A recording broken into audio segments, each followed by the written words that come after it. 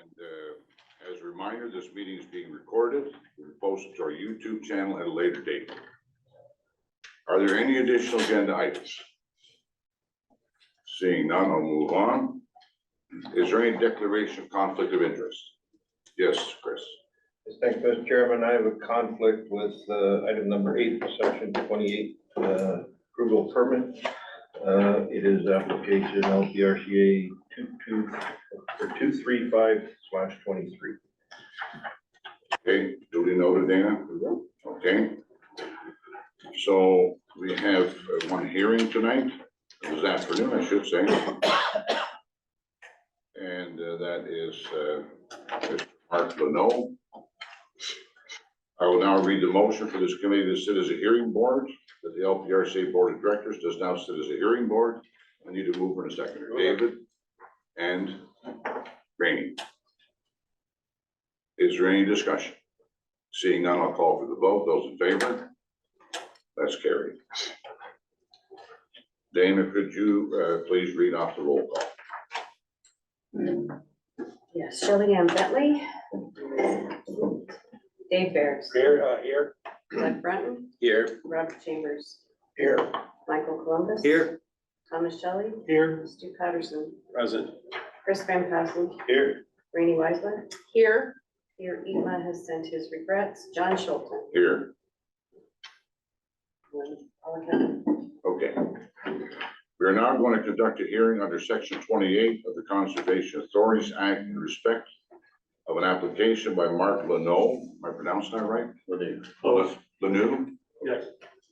For permission to construct a non-habitable accessory structure at Port Rowan, Plan 16B, Lot 2, 100 Woven Street, Port Rowan, Norfolk County. The authority has adopted regulations under section 28 of the Conservation Authorities Act, which require the permission of the authority for development within an area regulated by the authority in order to ensure no adverse effect on the control of flooding, erosion, dynamic beaches, or pollution, or conservation of land, or to permit alteration to a shoreline or water course of interference with a wetland. The staff has reviewed this proposed work, and a copy of the staff report has been given to the applicant and to the board. The applicant was invited to file material in response to the staff report. However, no material was provided by the applicant. The Conservation Authorities Act, section 28:12 provides that permission required under regulation made under clause 1, B, or C shall not be refused or granted subject to conditions unless the person requesting permission has been given the opportunity to require a hearing before the authority. In holding this hearing, the authority board is to determine whether or not a permit is to be issued with or without conditions. In doing so, we can only consider the application in the form that is before us, the staff report, such evidence as may be given, and the submissions to be made on behalf of the applicant. Only information disclosed prior to the hearing is to be presented at the hearing. The proceedings shall be conducted according to the Statutory Powers Procedure Act. Under Section 5 of the Canada Evidence Act, the witness may refuse to answer any question on the ground that the answer may tend to incriminate the person or may tend to establish his or her liability to a civil proceeding at the instance of the Crown or of any person. The procedure is, in general, shall be informal, without the evidence before it being given under oath or affirmation. As the hearing proceeds, the procedures listed in the hearing procedure summary provided may be relaxed or abbreviated for efficiency. The authority may ask questions of witnesses for clarification at any time.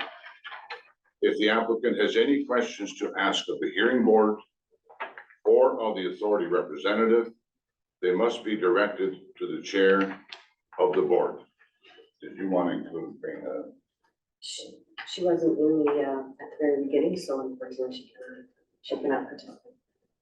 Sorry, Rainey, we just did the roll call. Me. Shelley. Oh, Shelley, I'm sorry.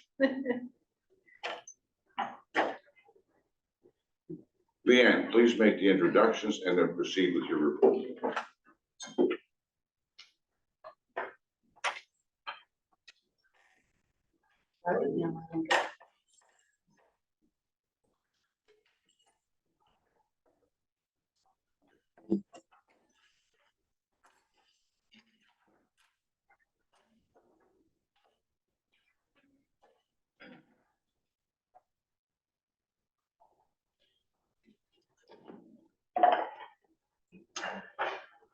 Good afternoon. So I'd like to introduce to the hearing board, we have three people in their back today with us. So we have the landowners, Mark and Raza Leno, I think I got that right, and their agent as well, Dave Rowe.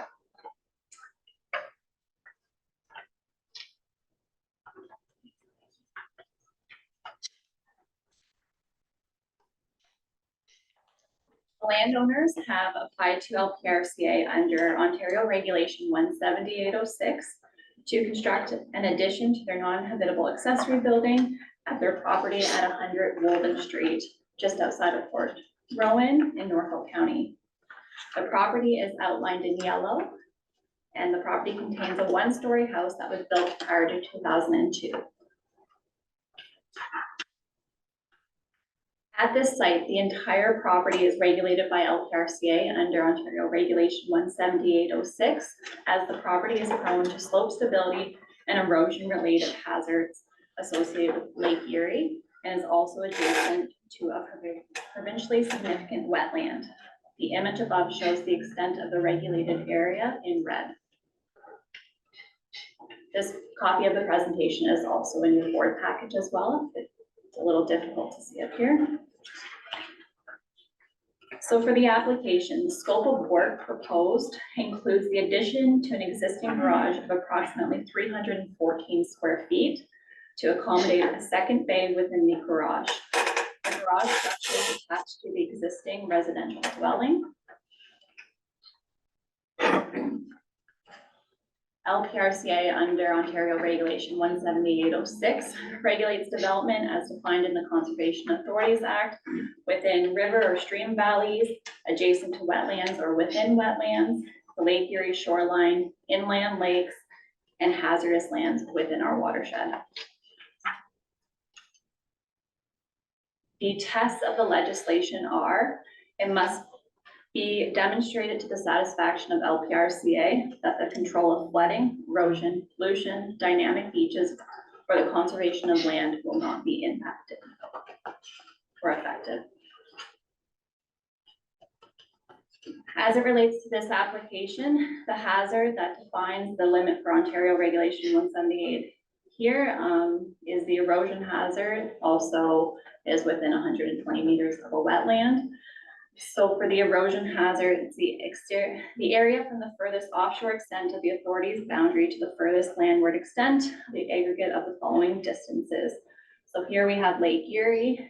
We take into account the 100-year erosion rate, a stable slope allowance, and then also a 15-year allowance on top of that.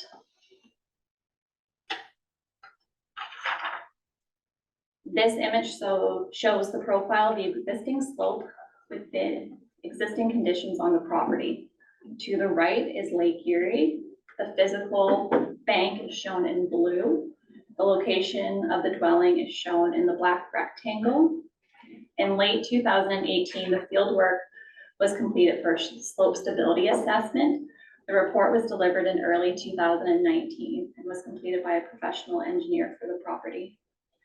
The results of the study determined that the stable slope at this location falls at the landward side of the existing garage. As you can see in red, and it's also pointed out there, stable slope at this location, and which puts it approximately 11 or 13.1 meters landward of the physical top bank. Here's some site photos just to give you a little bit of context what the site looks like. So this first photo looks at the rear yard looking north. This was taken this past August during a site visit. The next photo is similar, but just looks up a little bit. As you can see there, this is the rear yard again looking north. The existing garage is set back approximately 4.9 meters from the physical top of bank, and the addition that is proposed is going to be on this side of the existing structure. Just another photo for context. This is the rear slope so basically turn around and take a picture the other way. This is looking south, looking at the slope, and in the back is the neighboring property. August isn't a great time to take pictures, but because we got all the vegetation, but here's a photo that's taken from the top of the bank, looking east out into Lake Erie. And we are also fortunate enough to have some drone photos that were taken in 2019 when we were completing the shoreline mapping study. So this was taken, like I said, in 2019. The property area is shown approximately in yellow, outlined on this section of the image, just to give you context of what that area looks like. And then the next image on the next slide, we have zoomed in a little bit, just again, the approximate boundary of the property is outlined in yellow here, just zoomed in a little bit.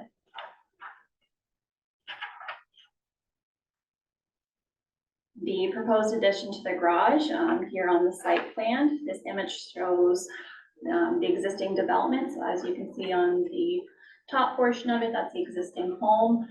The portion that's set back a little bit closer to the bank is on the right side of the image, is the garage, and then outlined in yellow is the proposed garage addition. As I mentioned, there was a site-specific geotechnical investigation that was completed. This image shows, this is one of the images that was produced from the geotechnical assessment, and it shows the results of that investigation. The green bolded line shows the stable top of slope as determined by the investigation, and the yellow highlighted area shows the proposed garage addition. Again, Lake Erie is kind of to the right. And as you can see, the proposed addition of the garage is located entirely within the unstable portion of the slope. So for policy considerations, staff utilize our policies for the administration of the development, interference with wetlands, and alterations to the shorelines and water course regulation, Ontario Regulation 17806 for development within our watershed. Staff have reviewed the policies and provided an analysis of the applicable policies. So for the first is the proposed development is located within an area of least acceptable risk. So staff, our analysis is that the proposed structure is not located in an area of acceptable risk as it is located within the unstable portion of the slope. The subject property does not have any erosion control or erosion protection at the toe of the slope. The erosion rate at this location is considered low.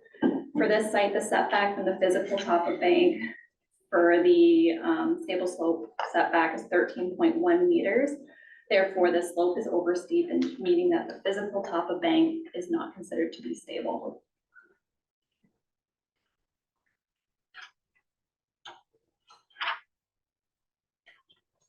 Policy consideration for non-habitable buildings within the Lake Erie erosion hazard. Another section of it is there's no feasible alternative outside the regulated area. So the entire property is regulated. However, there is room on the site for the structure to be located outside the stable slope allowance.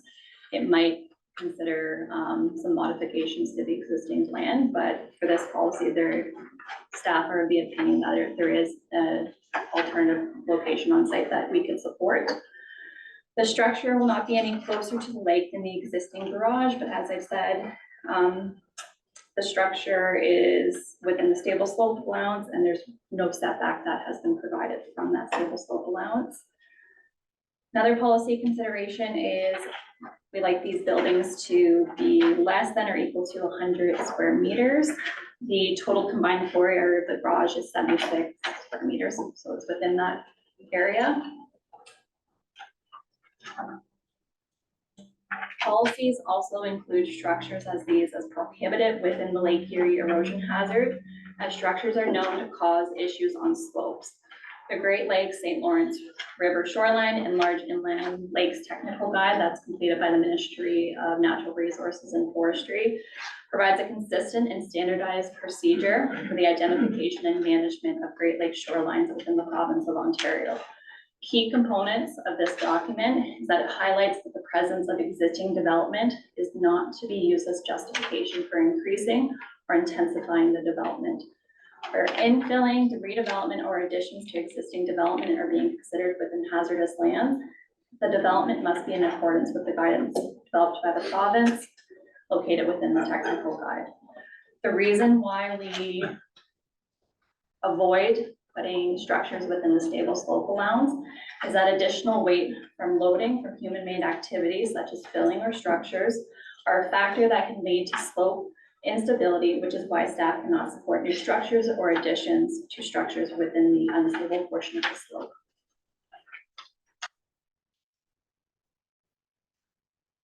And this policy consideration has to do with the provincially significant wetland at the toe of the bank.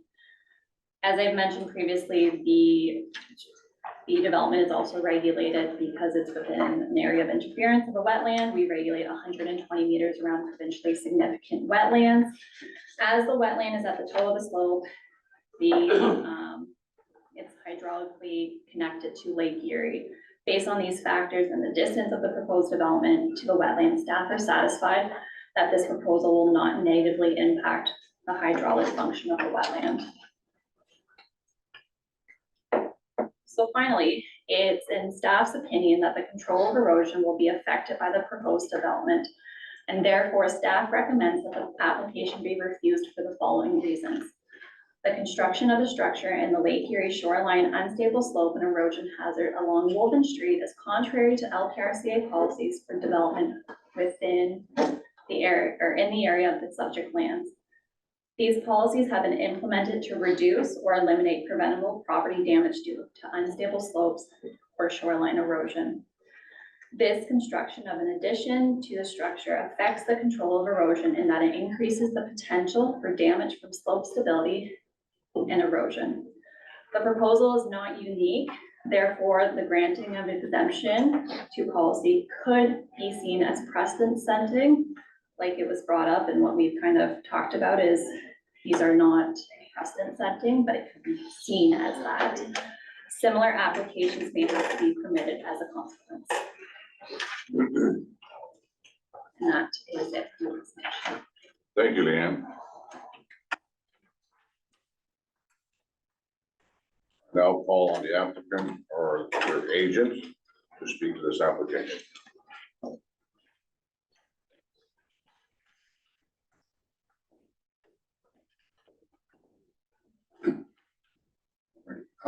Good afternoon. I'm Dave Rowe, planning consultant, representing Mr. and Mrs. New at today's hearing. I have quite a bit of familiarity with shoreline erosion, having worked for Paul and Norfolk for 30 years and doing consulting now into I guess 20 years. Some people say I don't know enough to quit ahead. But at any rate, what is being proposed is an extension of the existing garage at 100 Woven Street by extending it out further to the west about 12 feet.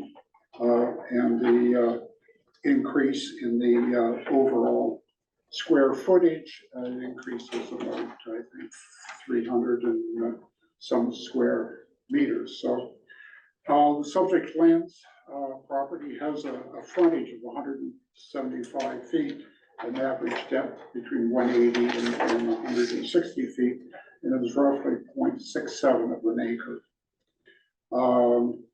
The property is seen in the air photos, fronts onto Woven Street and then backs onto the inner bay with the marshland at the base of the slope. The fronting property, existing house, has a setback about 7.5 meters from the roadway, but the front yard setback in reality is about 3.5 meters. So it's actually at present is sitting very close to the fronting roadway and wouldn't conform with the present zoning. Behind the dwelling and the garage is the top of the bank, and it sits about 15 feet, depending where you are, from the back of the house. The slope itself drops somewhere between 50 and 52 feet.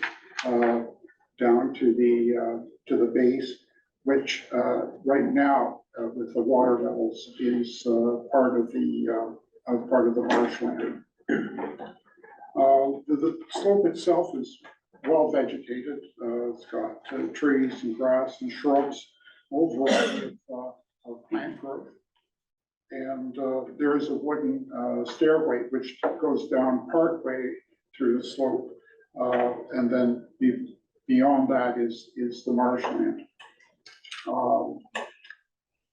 Present, there's no direct interaction between the base of the slope and the shoreline of Lake Erie. At present, it is protected by the existing marshland. And the rate of erosion, as staff has indicated, is 0.1 of a meter, roughly 3.4 inches per year over a 100-year calculation. Now, applicants had originally proposed to put a in-ground septic system on the property to replace their existing holding tank. And as part of that proposal, they hired GeoPro Consulting to do a slope stability analysis. And then they also hired MDE Engineering to do a slope vegetation assessment, which from my experience isn't something that it seems to normally be done. But I think in this case, it was probably money well spent. They did receive a building permit from Humboldt County to put in a new septic system. However, they decided to hold off as and continue to use their holding tank in that there's a subdivision being proposed on the north side of Wolfen Street. And at some point, the municipal sewer and water lines are likely to be extended. So it makes sense to hold off on putting in a new septic system. I'd also suggest that a new septic system in many ways could have more of an impact than proposed extension of the existing garage. The field work for the GeoPro Consulting report was done in 2018. And it provided the data which is used by staff for the mapping that they have shown as part of their report.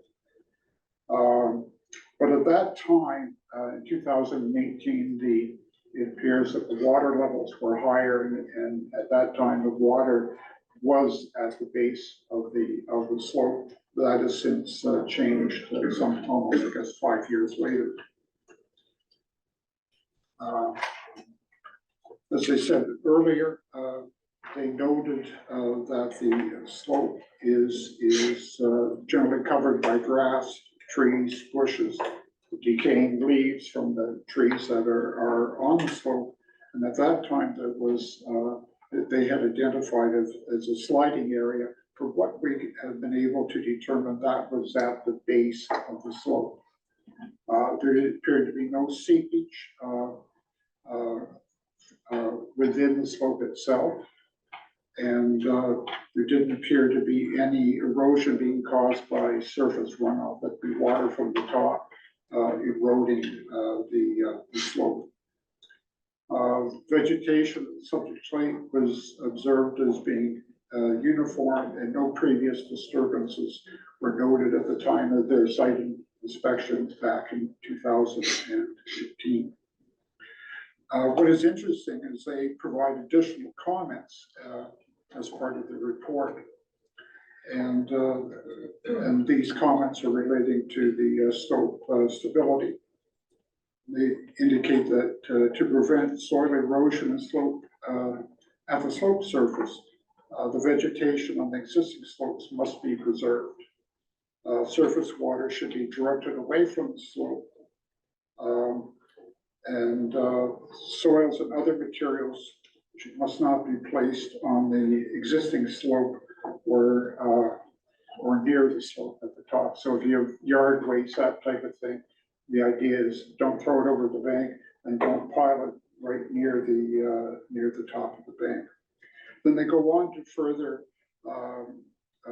say that if development does occur, then the foundations should be, I think we had the one slide where you saw the red line where the stable slope is, that that foundation should go down to below that in order to either be stable, or they also recommend that a geotechnical engineer be consulted to do the design for the any footings or foundations for any new building. In this case, would be the proposed extension of the garage. As I said earlier, the applicants retained MD Engineering out of London to do a slope vegetation assessment. In that sort of summary of their recommendations of their report was that native species should be retained to the extent possible to maintain the biomass on the slopes. Where grapes have negatively impacted the health of trees and shrubs, they should be cut back. They encourage that existing large trees on the slope should be retained. And I did note by my inspection the last week or so, there are a fair number of trees that are growing on the slope itself. They provide a list of desired species to be planted. They also provided a planting program or map showing where additional plantings of native species should take place. They also suggest refraining from piling yard waste on the slope or near the slope.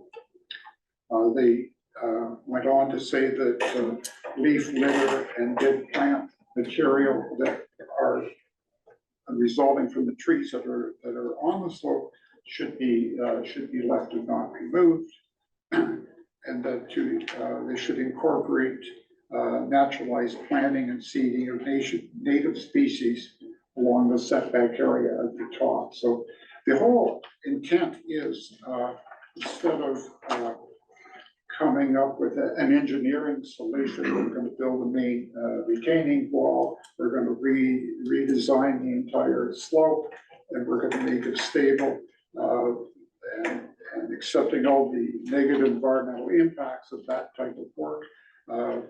Their recommendation is to maintain the existing vegetation that is on the slope, and that in itself will help maintain the integrity of the existing slope. Based upon my review of the two consultant report plus my own site inspections, I believe that each situation is unique and should be considered on its own merits. And I know one of the concerns of staff are that it won't be precedent setting. And what I found, especially with environmental type issues, that in fact most sites are quite unique and should be looked at on a case-by-case basis. The existing slope appears to be quite stable based on my observation and based on the reports over the last 5 years. My review of the Norfolk County's GIS mapping from 2002 to its current mapping shows virtually no movement in the top of the bank. And that's some 20 years. There doesn't appear to be any shoreline erosion or slope failure to be evident. The erosion rate of 0.1 meter or roughly 3.5 to 4 inches per year, that makes the assumption that no erosion measure or anti-erosion physical barriers are put in place, and that basically no human intervention. I recall the original report coming out probably prior to regionalization in 1974, where they had done the entire shoreline. And there were, especially areas west of Long Point, severe erosion into Elgin County, and then those areas, basically from Port Dover eastward, being areas where there were a lot of erosion. But erosion itself within the Long Point Inner Bay, by its nature, because it's protected by Long Point, prevents, in fact, a lot of erosion. There's no indication that the proposed extension of the existing garage will create a failure to the slope or contribute to that occurring. The owners must be committed to maintain and enhance the existing vegetation cover. And I think it simply makes sense by then, because it's very cost effective as opposed to building barriers to prevent erosion. And I think the fact that they've had a slope vegetation assessment report indicates their concern to maintain and enhance the existing slope and maintain the existing vegetation that is on it. In my opinion, the construction of a physical barrier at the base would be create far more negative environmental impact than managing the vegetation along the slope. That just simply seems to make much more sense. And then lastly, I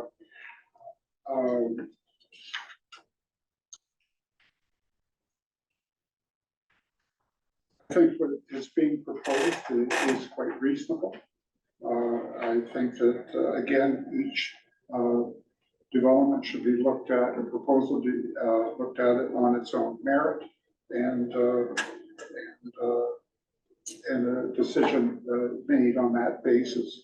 I know that staff from the authority had suggested that perhaps they could build again further from the stable slope line, but the problem with that is they would be building within the required front yard of the under the zoning bylaw, and they in fact would be very close to the fronting roadway.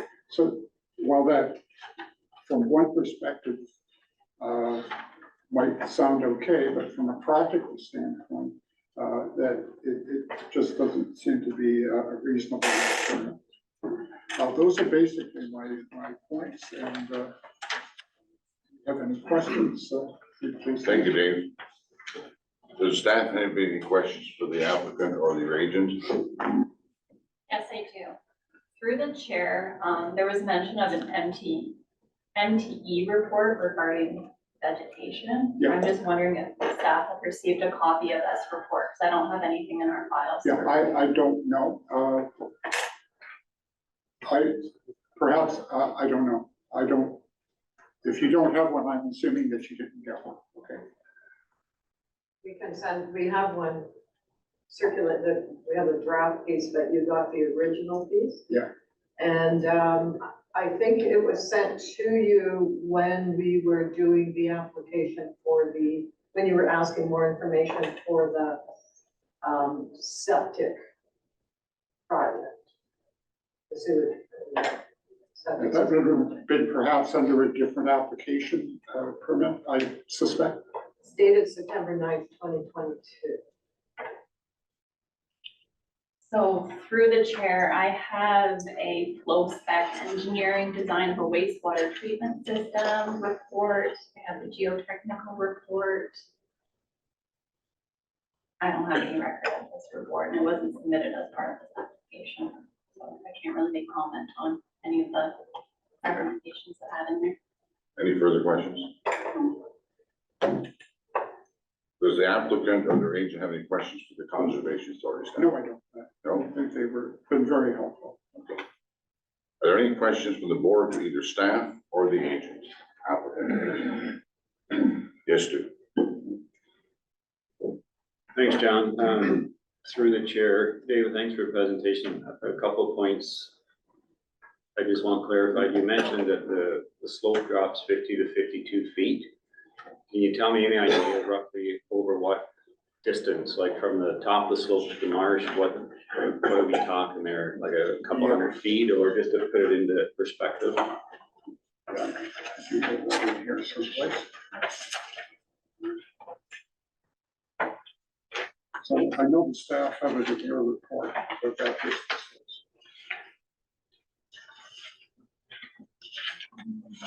Okay, well, I have a question for staff after, so maybe I can ask you. Oh, yeah, okay. And do you have any idea, I know you've made a comment that, the owners aren't going to install any septic system as of now, but do you know where that location was going to be on the lot? My assumption is that it would have to have been on the west side of the property, because that's where most of the room on the lot is. It's west of the existing house. So it would have been further out from the existing garage. And one last question, maybe you can answer, because I was going to ask staff, but on the map that was up, the geotechnical Yeah. map, and there's a green line going through it, that basically for the stable slope, which kind of goes through the middle of the existing home. Yeah. If the garage was to be relocated, would it be on towards the roadside? It would have to be on the roadside.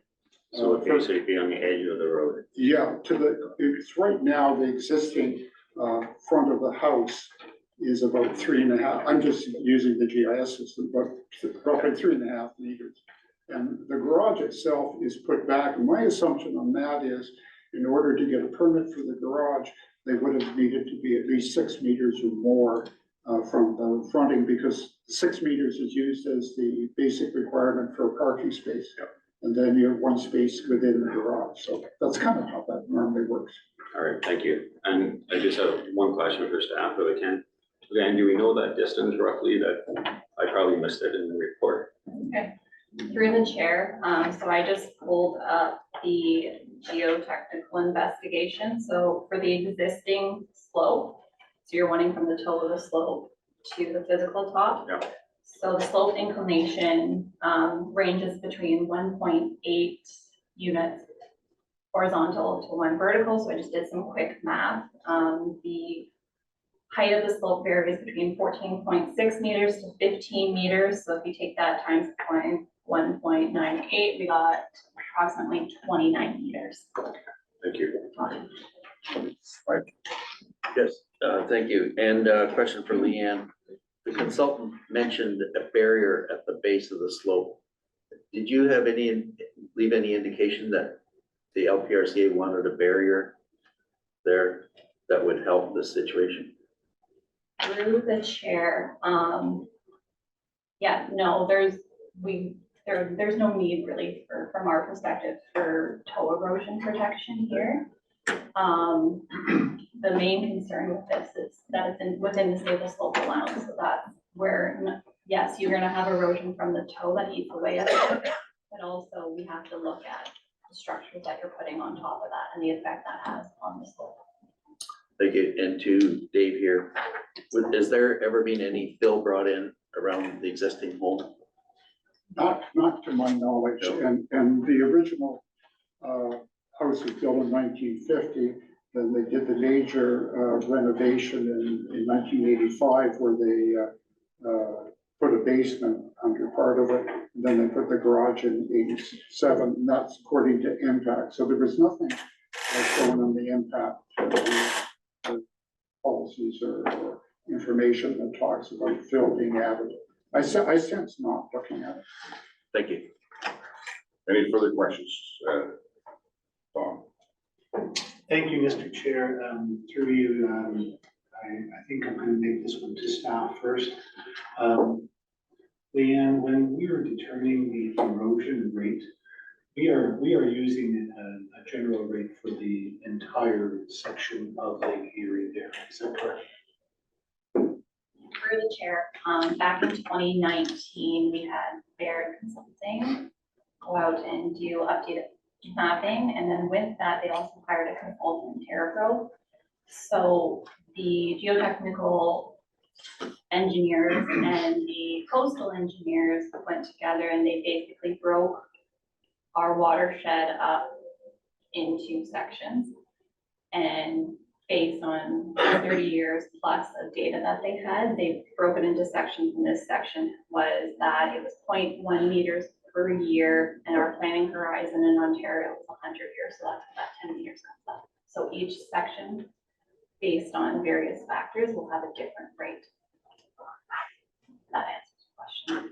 Okay, well, it does, Mr. Chair, but, I'm just, referring to the fact that, and this just comes from some other hats that I wear, that the inner bay in Port Rowan is, has an especially low erosion rate because of the way that wave action comes from the west, has to go around Long Point, so the inner bay is typically a much smaller rate, particularly, I think in this location that you're referring to, than any other spot in the, that we say is our watershed. Just want to kind of make that observation. Who else had a question? Doug, did you have one? Yeah, thank you, Mr. Chairman. Dave, you mentioned 20 years you had seen no failure of the slope. Is that from some aerial Yeah, photographs? on the Norfolk County's website, they have the 2002 air photography. Right. And they have current air photography. And if you look at the two, there's virtually no difference. I had hoped that there had been earlier air photography because my sense that bank really hasn't moved. But certainly since 2002, it doesn't appear to have moved. Right, and did that show the vegetation on the Yeah, it slope? shows the vegetation. Be a lot more now than there was, I would assume. No, it pretty much looks the same. What I was looking at is the top of the bank and seeing was there any movement as the top of the bank receded closer to the house, because that's kind of the fixed thing. And it doesn't appear to have been any change in the where that top of the bank is in 2002 versus 2023. Thank you. Any further questions from the board? Seeing none, I have a motion for the hearing board to move into deliberation, which is as follows, that the LPRCA hearing board does now enter into closed session to discuss litigation or potential litigation, including matters before administrative tribunals, example, local planning appeal tribunal affecting the authority. I need a mover and a seconder, Rainey and Stu. Is there any further discussion? Those in favor? So we are now moving into closed session. I'd like to advise Mark Lanoux that his request has been approved. Thank you very much. Thank you. Thank you. Have a Merry Christmas. Same to you. I heard we're invited. I'd just like to say a special thanks to Tom Michelli and to Chris Van Passen for taking the time to visit the property and getting a bird's eye view. Like Chris said, the pictures don't do it justice. We're really looking forward to it. Now that we're living there, so we really appreciate it, folks. Thank you very much. Thank you. Good night. Merry Christmas.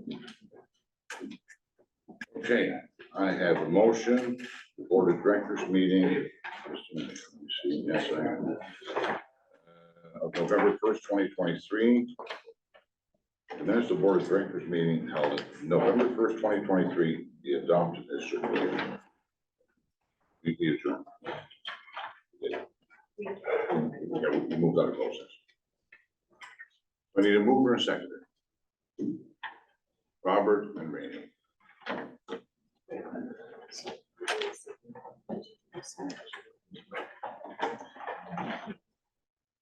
Yes, I did. No, No, I didn't adjourn from the hearing board itself. did I adjourn from the hearing board? You adjourned from Yes. the closed session of the hearing board. Oh, I'm sorry. All right, I'll back up. If the LPRCA Board of Directors does now adjourn from sitting as a hearing board, same mover and seconder or different? Rainey and Robert. So any further discussion? Those in favor? I'm back on track. All right. Thank you, Dana. Sorry about that. Well, no, it's my fault. So now I have another motion that the minutes of the LPRCA Board of Directors meeting held November 1st, 2023 be adopted as circulated. A mover and a seconder. Tom? Doug? So any further discussion, any corrections or other notes? Seeing none, I'll call for the vote. Those in favor? That's carried. I have another motion that the minutes of the LPRCA Board of Directors budget meeting held November 8th, 2023 be adopted as circulated. Moved. Dave and Rainey. Sorry, Shelley. You're sitting too close together. Shelley, my excuse. So, any discussion? Those in favor?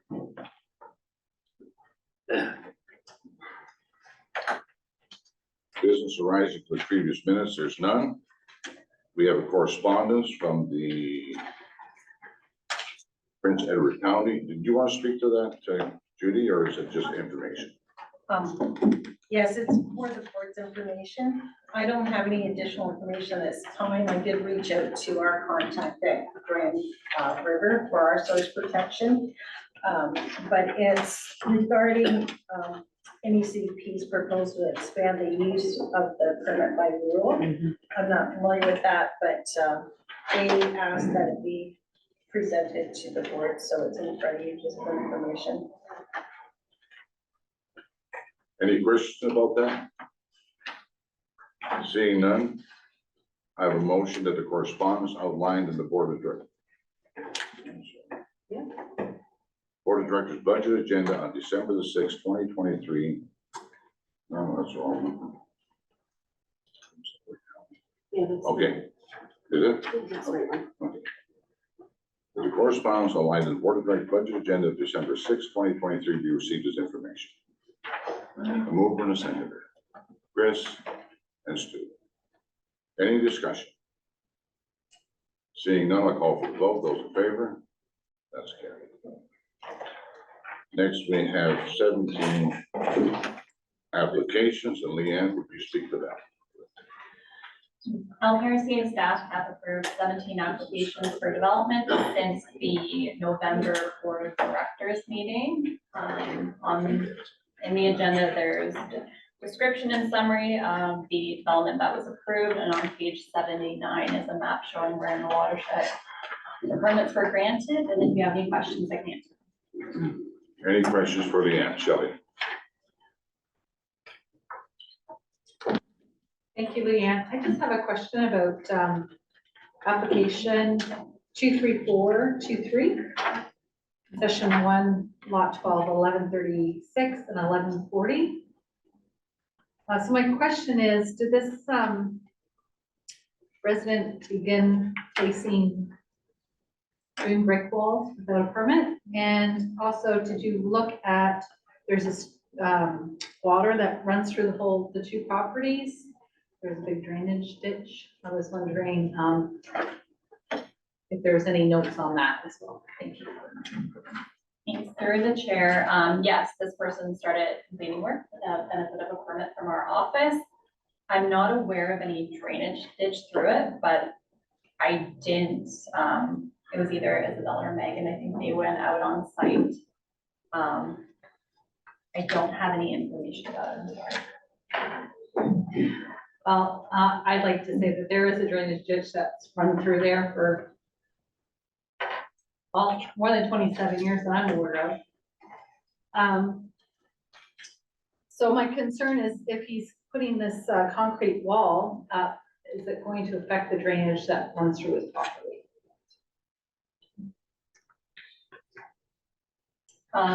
Through the chair, I know it's a repair. If you want, I can pull the permit and look at it. Or up to the board. Well, I think you might have problems if puts up a break wall and it affects the drainage that runs through the property. That's all. Through the chair, I have seen a lot of people where they do accommodate for that, like they do have a pipe that will come out into the wall that will let that water release into the lake like it naturally would.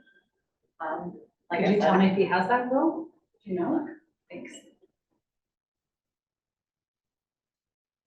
Shelley, are you content with Leanne checking that out? Yeah, that's fine. I just want to make sure that the water's gonna flow through the Right. break wall. If not, then other neighbors will be impacted. by Right. this. Yes, Mike. What is the penalty if someone proceeds without a permit?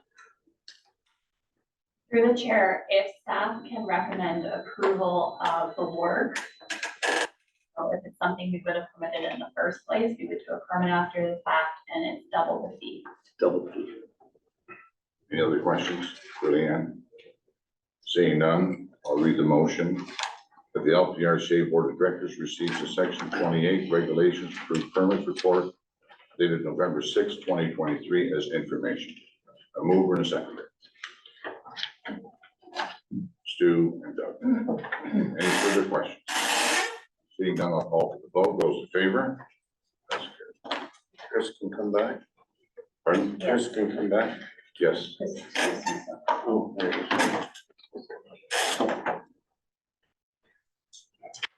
Okay, we'll move to the general manager report. Judy? Thank you, Mr. Chair. So, there's some information in there in the report, but I just wanted to, bring the board, up to date on one item. We have hired Sipor Raymond, and he has started, and he's the manager of engineering infrastructure. He did have a prior commitment, and we were made aware of this at the time we, hired him. He will be at the next board of directors meeting. So the rest is just for information for the board. Any questions for Judy? Seeing none, I need to move it. I'll read the motion. The LPRCA Board of Directors receives a general manager report for November 2023 as information. A mover and a seconder. Tom and Shelley. Any further questions? Those in favor? That's carried. And now we have the forest management prescription operating plan. And who's going to speak to that one? I am, Mr. Chair. Okay, Thank you. The report in front of you is for a track that's on, it's to the west of Vanessa on the Norfolk County, I should say Road 19 West in Wyndham Township. And it is for the track Grover, Searles, and Greathead. So this prescription was prepared and it's in front of the board for approval. It will be a property that will be marked by the forestry staff and tendered out next year as part of the revenue for 2024. The area of the bush is, the total block's 125 acres. As you can see in the report, it was put together with 3 different blocks. It is now 1. And the area that will be marked for the timber tender is 113 acres. There's a part of the bush where it's a little wet and the trees are not large enough, so they'll remain outside of the area that will be harvested. And the last time it was harvested was in 2008. any questions for Judy? Seeing none, I have a motion. That the LPRCA Board of Directors approves a prescription operating plan for the proper Searles Greathead track on 1293 Norfolk County Road West, 19 in Wyndham Township. I need a mover and a seconder. Mike and Dave. Any further discussion? Yes, So a quick comment, I hope we don't pay our consultants mileage, because when they give the direction on how to get from here to there, they go down to Simcoe, back up 24 and all the way across. They should know some shortcuts Where is that? in their report.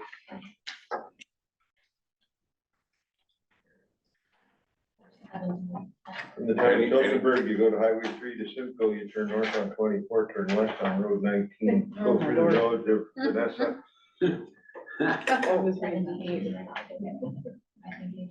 any further discussion? We had a mover and a seconder, right, Dana? I'll call for the vote. Those in favor? So that's carried. Next, we have the something that's in there. Staff gift cards. Judy, you want to speak to that? Thank you, Mr. Chair. So, historically, the board has approved, gift cards, and in 2021, actually, staff brought it to the board where we had given $25 out. At that time, the board increased it to $50 per gift card, and that's what the request for 2023 is. And this would be to give a gift card for $50 to each staff member that's currently working at the time of this board meeting. And the total cost would be $1,700, and we do have it in the budget. Any discussion, Mike? And the gift card is to where? Traditionally, we have purchased it from the Loblaws group grocery Yeah. stores, so it's intended for whatever you can purchase in the grocery stores. Any further questions? Stu? Thanks to the chair. Just a comment. No, I think it's a nice gesture, and I'm glad that we doubled it because the price of groceries is probably only equivalent to $20 worth today compared to 3 years ago, so. Any further questions? Yes, Randy? Or move. Oh, sorry, okay, all right. You move, I second her. Shelley? Any further discussion? Seeing none, I'll call for the vote. Those in favor?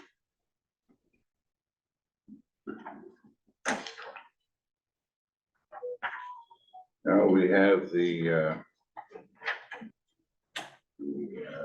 Bacchus Education Update. Thank you, Judy? Mr. Chair. So I want to just bring a report to update the board members on some progress that we have made, and I think whoever was on the watershed tour got to witness it firsthand, that there's definitely been some improvements at the education center.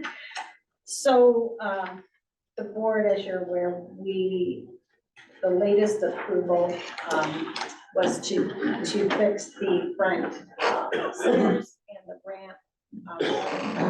And we have had donations of $121,000, but we also had the 2 grants, which we used up for making us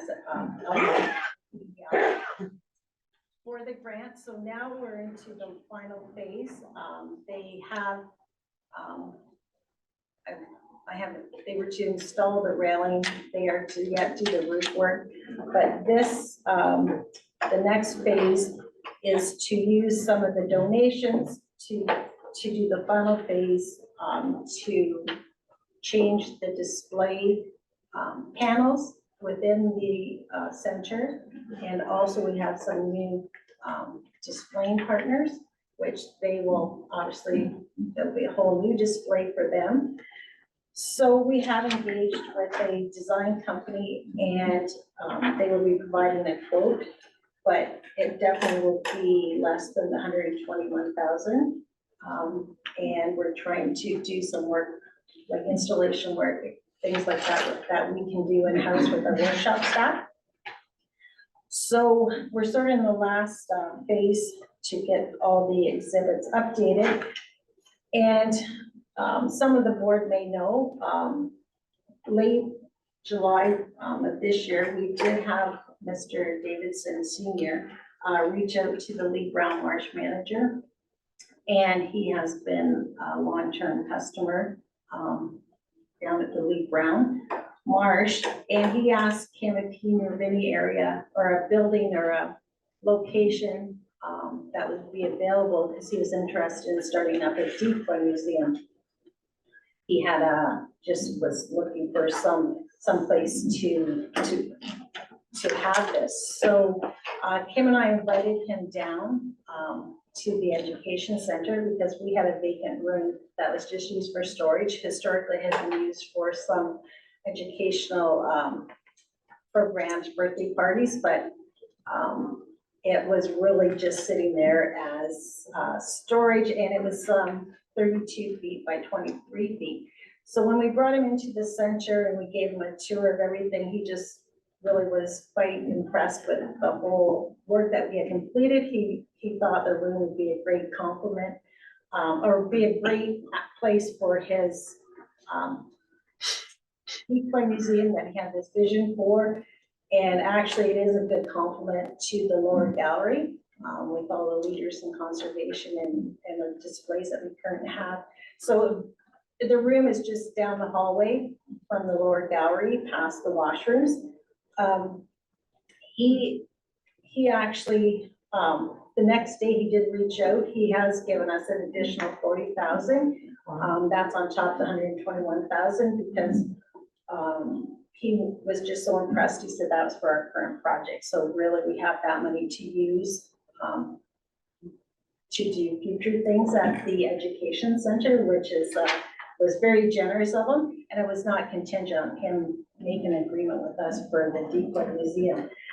So since then, he has rallied and found people locally that are interested and very, like, have a lot of, I guess you would call them experts on decoys. And they've sort of targeted this area to fit with our watershed and to highlight the carvers of the area from the certain time period. And he has committed to fund the renovation of the room, and even if the museum doesn't go forward, but I'm pretty confident it will. It seems to be getting some traction. He said the room would be finished for you, but he has committed to do all the display cases. He's hired the same design company that we engaged with, and they're doing promotion. They're doing the curating side of things, and we get to be part of whatever decision is being made. He's very gracious that way. And I reached out to legal, and we're looking at different options for a lease agreement for that room so that we can facilitate what he wants to do, but yet it's been, works for Long Point region. And we will be, the donations will come into Long Point because we can issue tax receipts, and it'll be our asset, and then we'll loan them to the decoy museum. So we're looking at all the details, and we have reached out to Norfolk County staff also because we have some duplicate decoys, and we know they have some decoys that will fit the decoy museum nicely. So we're looking at that, and then there's going to be a promotion put out looking for people to donate locally or out of the area possibly to decoys and different things for the this decoy museum. So, and he is committed to funding. I estimate at the end his investment will be probably around 300,000 to get this museum up and running. So it's it was very nice to have that. It enhances the education center, and we're hoping that we see additional gate staff or gate revenue that will enhance the revenue down in Bacchus. So I don't see any downside to it. It's nice having someone else fund a project and Any questions for Judy? Yes, ma'am. No question. I think this is a great project, and just wanted to say that I saw online a few weeks ago where a decoy was worth $270,000. Oh, wow. One decoy. And through this process, we've actually had a couple of people review the decoys that we actually have in our collection currently, and we do have some pretty valuable decoys. So. Thank you, Judy. I think it's a wonderful project. Any further discussion? Yes. Shelley, I go was ahead. reading the report. I don't know if I'm on. When I was reading the report the other day, I was really quite excited to see this. My sons both go duck hunting, and my husband spent a lot of time over Long Point, so really excited to see this project go through. And I was wondering if you're going to reach out to Calhoun County. I know Mr. Hartwick in Fisherville is an excellent carver. He's about, I don't know how old Mr. Hartwick is.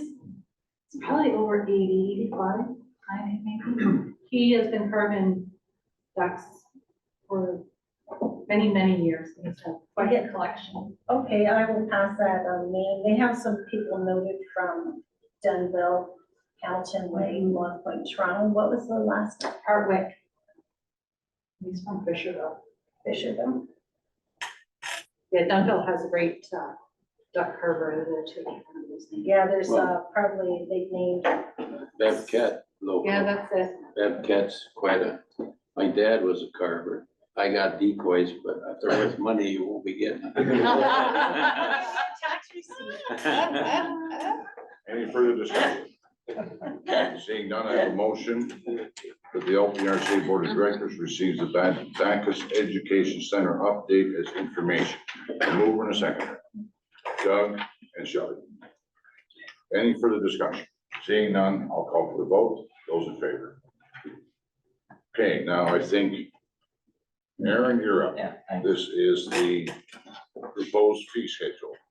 So this Draft. report's a result of the budget meeting that was held in November. The attached fee schedules are on page 99 to 105. Were presented as part of the 2024 draft budget held November 8th. It's been sent out to our member municipalities for the 30-day comment and review period. The 2024 budget will be presented for adoption at the February 7th meeting of the board. Due to timing, it was recommended at the budget meeting that the fee schedule be presented at the next meeting to be approved effective June 1st, 2024. January 1st, sorry. January 1st, 2024. If there's any questions, I'm glad to take them. Any questions for Aaron? Seeing none. I have a motion that the LPRCA Board of Directors approves the proposed 2024 fee schedules as presented to be effective January the 1st, 2024. Any discussion? Mover and a second. Robert? Doug? Okay. That's good. Okay. Motion that the LPRCA Board of Directors does now enter a closed session to discuss litigation or potential litigation, including matters before administrative tribunals, example, local planning appeal tribunal, affecting the authority and position, plan, procedure, criteria, or instruction to be applied to any negotiations carried on or to be carried on by or on behalf of the authority. A mover and a seconder, please. Dave and Chris. Any further discussion? Those in favor? That's carried. So all we have left is our next meeting is January 3rd, 2024 at 6:30 p.m. As this is our last meeting for 2023. And we are now adjourned.